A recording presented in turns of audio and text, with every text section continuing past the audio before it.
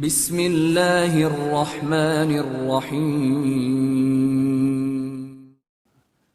نیمہ شعبان کے حوالے سے جو ہماری گفتگو چل رہی ہے، اس میں آج ہم اس حوالے سے بھی گفتگو کو آگے بڑھانا چاہ رہے ہیں کہ نیمہ شعبان، شب برات جس کو کہتے ہیں، اس کی عظمت و فضیلت بھی آپ کے سامنے اجاگر ہو جائے، تاکہ ہمیں پتہ ہو کہ آج کی شب جو ہے، جسے ہم شب نیمہ شعبان کہتے ہیں، اس کی کیا فضیلت ہے، یہ بھی ہمارے سامنے روشن ہو جائے۔ اس کی عظمت کیا ہے، یہ ہمارے سامنے پہلو بہرحال معلوم ہونا چاہیے، روشن ہونا چاہیے، اور اعمال کے اعتبار سے بھی ہمیں پتہ ہونا چاہیے کہ جب یہ شب اتنی فضیلتوں والی ہے، عظمتوں والی ہے، تو یقیناً اس دن یہ جو رات ہے شب نیمہ شعبان، یعنی 14 شعبان 15ویں کی شب، یہ 15ویں کی شب اور اس کا دن،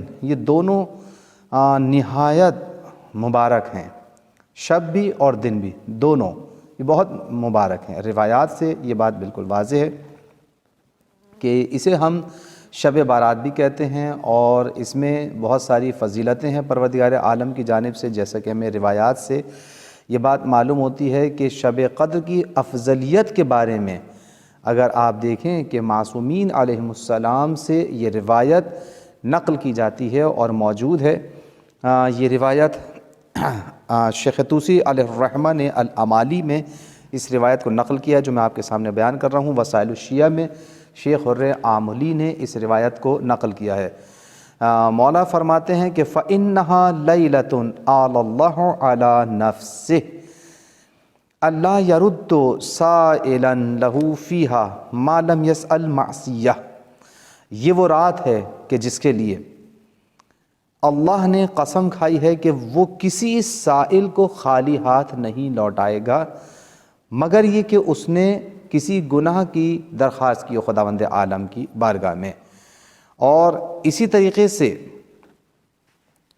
شب نیمہ شعبان کے بارے میں بھی نبی اکرم صلی اللہ علیہ وآلہ وسلم نے، جیسا کہ شب قدر کے بارے میں یہ روایت موجود ہے، اور اسی طریقے سے نبی اکرم صلی اللہ علیہ وآلہ وسلم سے شب نیمہ شعبان کے بارے میں ہے، یغفر اللہ لیلۃ النصف من شعبان من خلقہ بقدر شعر معزی بنی کلب، یعنی اللہ تبارک و تعالی شب نیمہ شعبان میں بنی کلب کے بھیڑوں کے بالوں کی تعداد کے برابر لوگوں کو بخش دیتا ہے۔ دیکھیں کتنی بڑی فضیلت ہے یہ، کہ خداوند عالم اس شب میں، جس طرح سے شب قدر کے اندر خداوند عالم اس کی نہایت فضیلت بیان کی ہے، اور خداوند عالم بخش دیتا ہے لوگوں کے گناہوں کو اور انہیں عطا کرتا ہے، مگر یہ کوئی گناہ کی درخواست کرے۔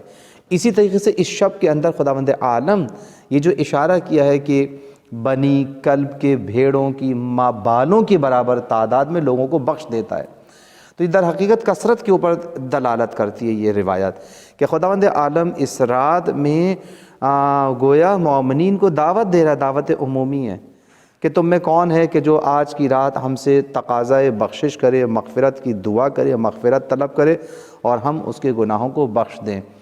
بس خداوند عالم عطا کرنے کے لیے تیار ہے، خداوند عالم بخشنے کے لیے تیار ہے، یہ اس کی ایک عظیم فضیلت ہے۔ اسی طریقے سے آپ یہ دیکھیں کہ اگر اس کو اعمال کے اعتبار سے دیکھیں تو اعمال کے اعتبار سے بھی اسے شب قدر سے جو ہے یہ شب قدر، یہ نیمہ شعبان کہ جسے ہم شب قدر سے مشابہ قرار دیتے ہیں، کہ شب قدر سے مشابہت رکھتی ہے، اس میں اعمال کے اعتبار سے بھی یہ شب قدر سے کافی شباہت رکھتی ہے، اور اس میں بے پناہ جو اعمال ہیں وہ شب قدر کی طرح ہیں۔ مثال کے طور پہ جو اعمال شب قدر میں بیان کی جاتے ہیں وہ اس شب میں بھی بیان کی جاتے ہیں۔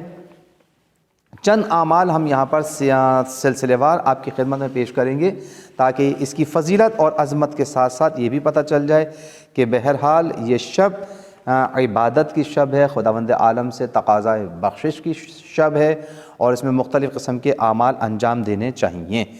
مثال کے طور پہ سب سے پہلے تو اس میں آپ ذہن میں رکھیں کہ عبادت، یہ شب احیاء ہے، شب نیمہ شعبان میں احیا کرنا چاہیے، یعنی جاگنا چاہیے، بیداری، یہ سب سے اہم جز ہے۔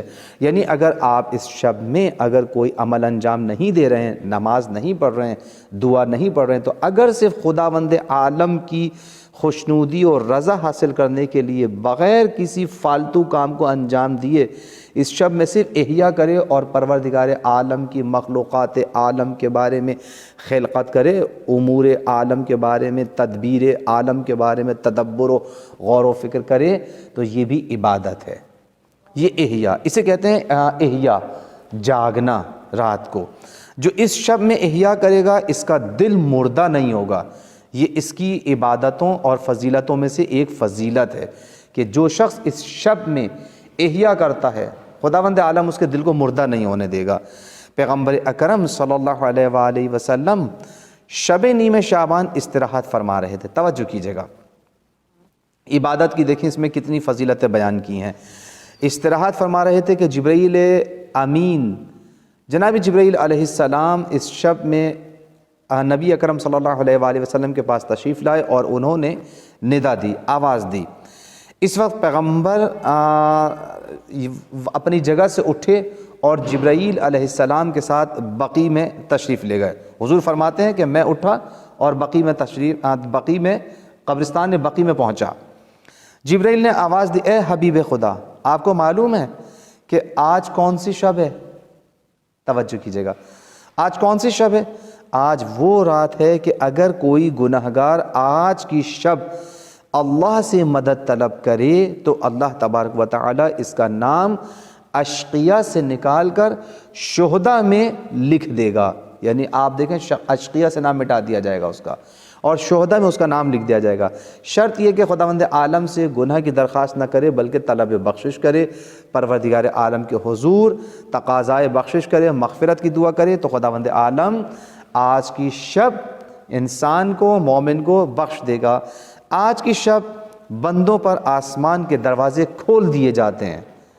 بس کتنا عظیم مرحلہ ہے انسان کے لیے، مومنین کے لیے، کہ آج کی شب آسمان کے دریچے کھولے ہوئے ہیں، دروازے کھولے ہوئے ہیں۔ کون سے دروازے؟ باب التوبہ، توبہ کا دروازہ کھلا ہوا ہے۔ باب الرضوان، پروردگار عالم کی خوشنودی کا دروازہ کھلا ہوا ہے آج۔ آپ دیکھیں باب الاحسان، نیکیوں کا دروازہ کھلا ہوا ہے۔ باب المغفرہ، مغفرت کا دروازہ۔ ہم سمجھتے ہیں کہ دروازے کھول دیے گئے ہیں آسمان کے، ہم سمجھ رہے ہیں شاید وہاں پہ کوئی دروازے بنے ہوئے ہیں اور وہ دروازے کھول دیے گئے۔ نہیں عزیزان محترم، دروازوں سے مراد یہی ہے کہ انسان باب التوبہ، توبہ کا دروازہ کھلا ہوا ہے۔ پروردگار عالم کی بارگاہ میں انسان صدق دل کے ساتھ اگر توبہ کرے تو خداوند عالم اس کی توبہ کو قبول فرمائے گا، ٹھیک ہے؟ اچھا، اسی طریقے سے باب الرضوان کھلا ہوا ہے۔ پروردگار عالم کی خوشنودی حاصل کرنے کے لیے جو بھی عمل انجام دیں، آپ صدقہ دیں، خیرات دیں، کوئی نیک کام کریں، کسی سے اچھی بات کریں، یہ پروردگار عالم کی خوشنودی کا سبب بنتا ہے۔ اپنے بیوی بچوں کو خوش کریں، پروردگار عالم کی خوشنودی کا سبب ہے۔ باب الرضوان ہے یہ، پروردگار عالم کی خوشنودی حاصل ہوگی۔ باب الاحسان ہے، نیکیوں کا دروازہ کھولا ہوا ہے۔ خداوند عالم آپ پروردگار عالم کی بارگاہ میں جو بھی نیکی انجام دیں، خداوند عالم اس نیکی کو قبول فرمائے گا انشاءاللہ بحق چہر معصومین علیہ السلام۔ اسی طرح سے باب المغفرہ ہے، آج کی رات انسان مغفرت طلب کرے پروردگار عالم کی بارگاہ میں۔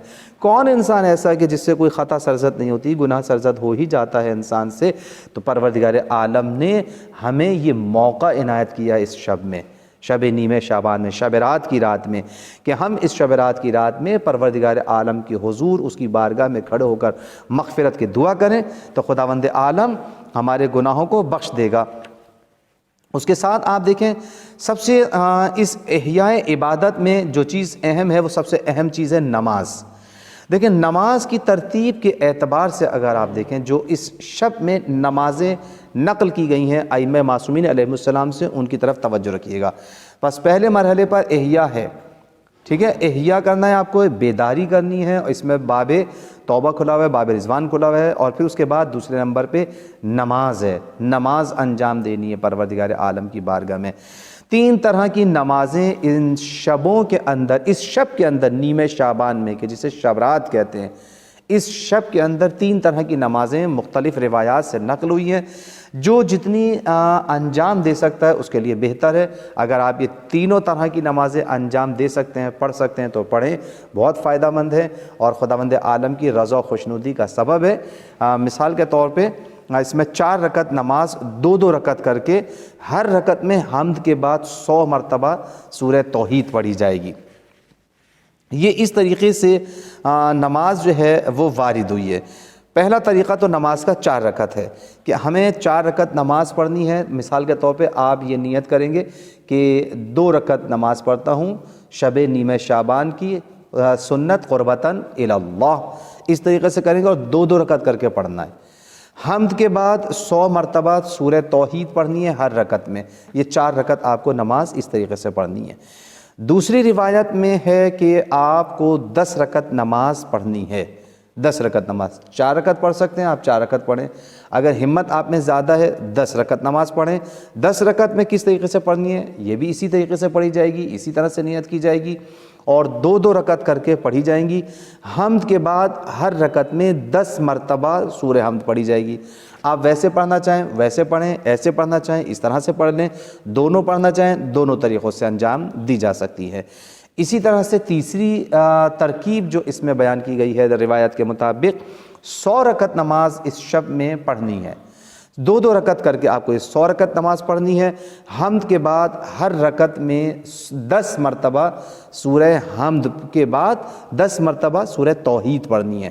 بس ہر رکعت میں نماز 2 رکعت کر کے پڑھی جائے گی، ہر رکعت میں سورہ حمد کے بعد 10 مرتبہ سورہ توحید یعنی قل هو اللہ احد اس طرح سے پڑھی جائے گی۔ تو یہ 3 طرح کی نمازیں اس شب میں انجام دینی چاہیے، پڑھنی چاہیے۔ 4 رکعت نماز ہے، 10 رکعت نماز ہے اور 100 رکعت نماز ہے۔ اور اس کے بعد جو 15ویں شعبان کا دن ہے جس میں امام زمانہ علیہ السلام کی ولادت کا دن ہے، اس میں آپ دیکھیں روزہ رکھنا چاہیے انسان کو۔ یقیناً اول شب سے لے کر آخر شب تک خدا کی جانب سے یہ ندا کی جاتی ہے کہ آیا کوئی ہے استغفار کرنے والا؟ اب آپ دیکھیں روزہ رکھے اور پھر شب سے لے کر اور دن تک یہ ندا کی جاتی ہے کہ استغفار کرنے والا، یعنی اس کا مطلب یہ ہے کہ یہ شب استغفار کی شب ہے، پروردگار عالم کی بارگاہ میں استغفار کرے۔ اور پھر اسی طریقے سے یہ تیسرا عمل ہے، یعنی پہلا آپ کو احیا کرنا ہے، نماز پڑھنی ہے عبادت میں، اور پھر اس کے بعد روزہ رکھنا ہے دوسرے نمبر پہ، اور تیسرے نمبر پہ استغفار کرنا ہے، اور چوتھے نمبر پہ طلب روزی طلب کریں، پروردگار عالم کی بارگاہ میں کھڑے ہو کر معصومین علیہم السلام کو وسیلہ قرار دیں۔ پروردگار ان کے وسیلے سے تجھے واسطہ محمد و آل محمد کا، ان کے وسیلے سے ہمارے رزق میں برکت عنایت فرما، ہماری روزی میں برکت عطا فرما، ہمیں روزی عنایت فرما۔ اور پروردگار عالم کی بارگاہ میں کھڑے ہو کر جو ہے انسان کو چاہیے کہ دعا کرے، اور یہ آیا کوئی ایسا ہے کہ روزی طلب کرے اور میں اس کی روزی زیادہ کروں؟ یہ دیکھیں خداوند عالم کی طرف سے گویا اس طرح کی ندا آتی ہے پروردگار عالم کی بارگاہ میں سے، خداوند عالم کی جانب سے کہ کون ہے جو استغفار کرنے والا ہے اور کون ہے جو روزی طلب کرنے والا ہے کہ میں اس کی روزی میں اضافہ کروں۔ حضرت امام زین العابدین علیہ السلام سے توجہ کیجیے گا، روایت منقول ہے کہ جو شخص چاہے کہ 1,24,000 انبیاء کی روحیں اس سے مصافحہ کریں، کتنا بڑا شرف ہے، 1,24,000 انبیاء آپ سے مصافحہ کرنے کے لیے تیار ہیں، تو وہ شعبان کی 15ویں شب کو حضرت امام حسین علیہ السلام کی زیارت کرے۔ لہٰذا ہر مومن کو چاہیے کہ امام حسین علیہ السلام کی زیارت پڑھے، جو زیارات کے باب میں عام طور پر مل جاتی ہے، وہاں پر یہ چیز زیارت موجود ہے امام حسین علیہ السلام کی، وہاں آپ رجوع کر کے اس کو پڑھ سکتے ہیں۔ بس اس شب میں جو 5واں عمل ہے جو انجام دینا چاہیے وہ امام حسین علیہ السلام کی زیارت انجام دینی چاہیے۔ اور چونکہ اس شب کی فضیلت بہت زیادہ ہے، عظمت بہت زیادہ ہے، اور عظمت یہ ہے کہ حضور امام آخر الزمان علیہ السلام کی ولادت بسعادت اس شب میں ہوئی ہے، تو اس شب کی صبح کو واقع ہوئی ہے، اسی شب کی صبح یعنی 15ویں تاریخ کو امام زمانہ علیہ السلام کی ولادت ہوئی ہے 15 شعبان کو، تو اس لیے سنت ہے کہ اس شب میں یہ دعا پڑھی جائے جو آپ یوں سمجھ لیں کہ بمنزلہ زیارت کے ہے، اور وہ دعا جو ہے آپ دیکھیں کتابوں کے اندر بھی موجود ہے، اللہم بحق لیلتنا ہاذہ و مولودہا و حجتکا و موعودہا، یہ دعا موجود ہے، آپ کو دعاؤں کی کتابوں میں بھی مل جائے گی۔ اگرچہ اگر کسی کے پاس موجود نہیں ہے یہ دعا تو میں یہاں پر پڑھ دیتا ہوں تاکہ آپ کے پاس یہ محفوظ ہو جائے گی، آپ اس کو اسی تلفظ کے ساتھ پڑھیں گے انشاءاللہ تاکہ آپ انشاءاللہ العزیز غلطی سے بھی محفوظ رہ سکیں۔ بسم اللہ الرحمن الرحیم، اللہم بحق لیلتنا ہاذہ و مولودہا و حجتکا و موعودہا التی قرنت الی فضلہا فضلا فتمت کلمتک صدقا وعدلا لا مبدل لکلماتک ولا معقب لآیاتک نورک المتعلق وضیاؤک المشرق والعلم النور فی تحیاء الدیجور الغائب المستور۔ اسی طرح سے انشاءاللہ العزیز آپ پڑھتے چلے جائیں، ٹھیک ہے۔ جل مولودہ مولدہ وکرم محتدہ والملائکۃ شہدہ واللہ ناصرہ ومؤیدہ اذا آن میعادہ والملائکۃ